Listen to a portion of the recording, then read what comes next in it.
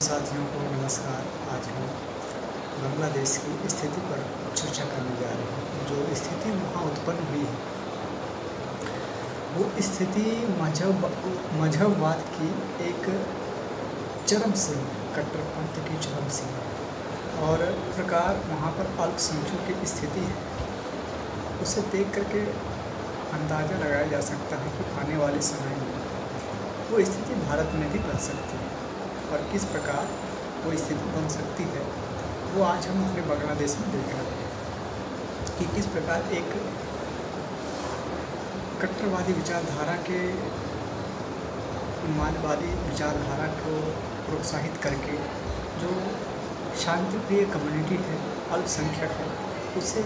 Target किया जा रहा है और उनके घरों को लूटा जा रहा है, उनके इज्जत आबरू को तार-तार किया जा रहा है। तो ये विषय जो है बहुत बड़ी गंभीर विषय है और इसे हमें पूरी गंभीरता से लेना चाहिए और आने वाले समय में ये स्थितियाँ भारत में उत्पन्न होगी, 100% उत्पन्न होगी। तो हम कैसे इसके बचाव में हम अपनी सुरक्षा करें, ये हमें स्वयं और अभी ही तय करने पड़ेंगे, क्योंकि आने वाला समय जो है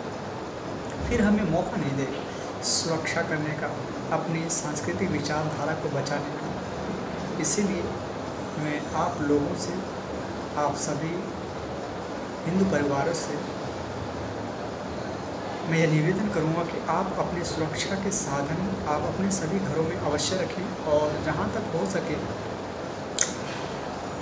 सुरक्षा के कुछ कलाएं भी आपके परिवार को आनी चाहिए, जैसे हथियार का संचालन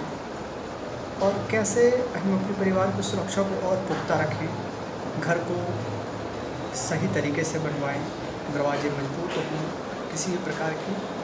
विकट स्थिति में उसे तोड़ा ना जा सके, ऐसा मुख्य दरवाजे का प्रारूप हो और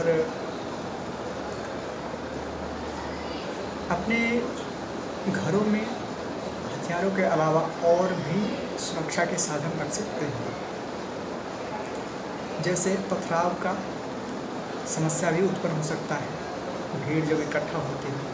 तो पथराव से बचने के लिए आपको इस प्रकार की सुरक्षा करने होंगे कि पत्थरों से बच सकें। और अगर आपके घर पर किसी चारों तरफ से अगर हमला कर रहे हैं या फिर कोई आपके घर को तोड़ने या आग लगाने की कोशिश कर रहा है तो आपके पास कुछ फेंकने वाले सुरक्षा के साधन होना चाहिए, ताकि उसको घर पर चढ़ने से या घर को तोड़ने से या घर में आग लगाने से रोका जा सके। तो इस प्रकार के आप छोटे छोटे इंतजाम कर सकते हैं और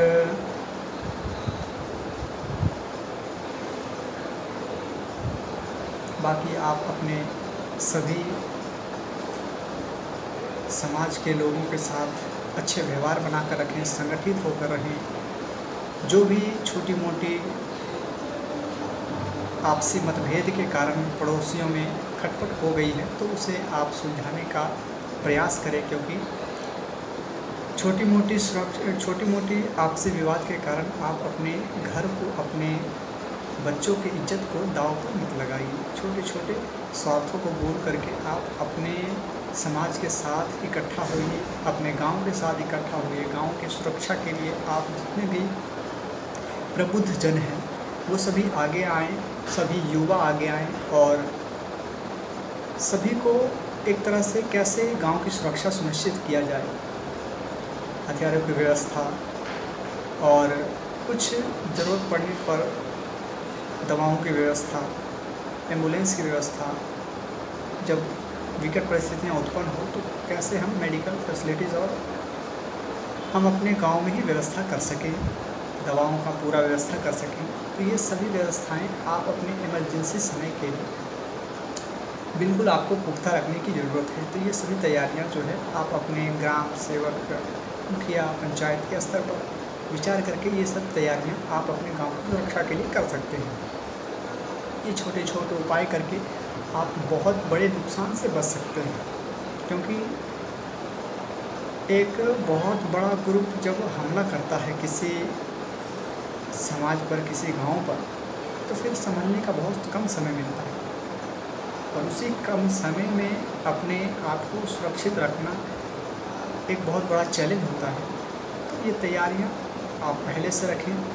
तो सुरक्षित रहेंगे और अपने परिवार को भी सुरक्षित रख पाएंगे। धन्यवाद आप सभी।